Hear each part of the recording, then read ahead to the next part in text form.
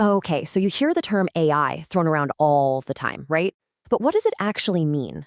Well, it turns out not all AI is the same. There are really three different levels, and once you get the hang of them, you'll understand everything from the phone in your pocket to the wild future we might be heading towards. Let's break it all down. Just think about your day for a second. Did you ask Siri about the weather? Did Netflix recommend a show you actually wanted to watch? Maybe you saw a headline about the latest self-driving cars.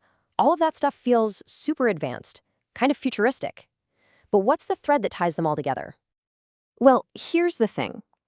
All of those examples, Siri, Netflix, self-driving cars, they're all powered by the exact same type of AI. And I'm willing to bet it's not the kind you're picturing from movies like The Terminator. The AI we have today is actually way more specific and way more common than most of us realize. All right, so let's start at the beginning. We're on the ground floor, the first step of the AI ladder. And believe me, our entire modern world is pretty much built on this one. This is what we call narrow AI. You might also hear it called weak AI. And the most important word to remember here is specific. This kind of AI is an absolute genius at one thing. It's built and trained for a single job, and it does that job incredibly well.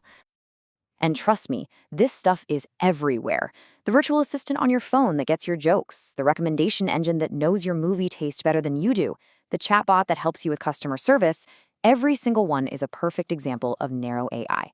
They're amazing at their one job, but they can't step outside that box. They're specialists, not generalists. So here's the catch. Narrow AI seems really smart, but only within its tiny little comfort zone. It's like having a key that's perfectly cut for one specific lock.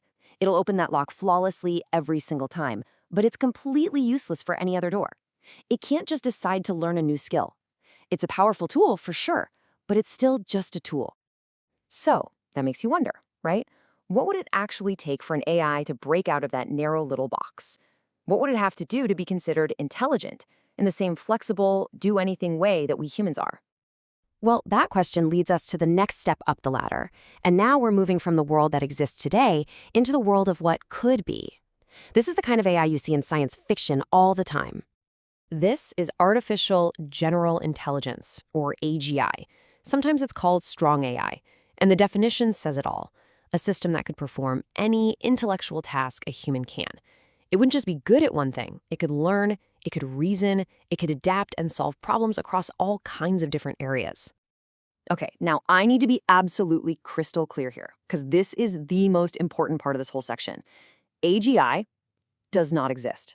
We haven't built it. It is still theoretical. And knowing that is so, so important. Almost all the big debates about the future of AI are really about this idea. But every single AI system working in the world today is still a narrow AI. General AI is the goal, but we are not there.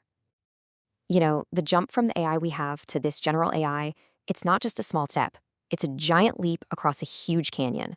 We're talking about the difference between a calculator that can only do math and a human brain that can do math, but can also write a poem, learn Japanese, and think about what it all means. It's a totally different kind of thing. But what if we don't stop there? What's at the very, very top of the ladder? This is where things get a little less science and a little more, well, mind-bending. This is what's known as artificial superintelligence, or ASI. And the whole idea here is an intellect that isn't just as good as a human, but one that is vastly, unimaginably smarter than us in every single way you can think of. Creativity, problem solving, you name it. And again, just to hammer this point home, this is a purely conceptual idea. If general AI is still just a theory, superintelligence is way, way out there in the land of pure speculation. For now, it's the stuff of sci-fi novels and late-night debates. Yeah, this really gets to the core of it. The truly wild idea behind superintelligence is that it could improve itself all on its own, sparking this kind of runaway loop of ever-increasing intelligence that we can't even really wrap our heads around. It's a fascinating and maybe a little scary idea that fuels a lot of science fiction. Okay, whew. Let's take a quick breath and look back down the whole ladder we just climbed, from the very bottom right to the top. This chart breaks it down perfectly, doesn't it? On the bottom rung, you have narrow AI. It does one specific task, and it's here right now. In the middle, you have general AI, with human-level intelligence, but it's still just a theory. And way up at the top, super intelligent AI, which surpasses human intellect, and that is firmly in sci-fi territory. Simple, specific, general, and super. That's the AI ladder. So that's where we are. We're living our lives completely on that first step, in a world run by narrow AI. But the blueprint for the rest of the ladder, it's there. The ideas exist. And that leaves us with a really big question to chew on. What happens as we keep climbing? What does the world even look like from the next rung up? Something to think about.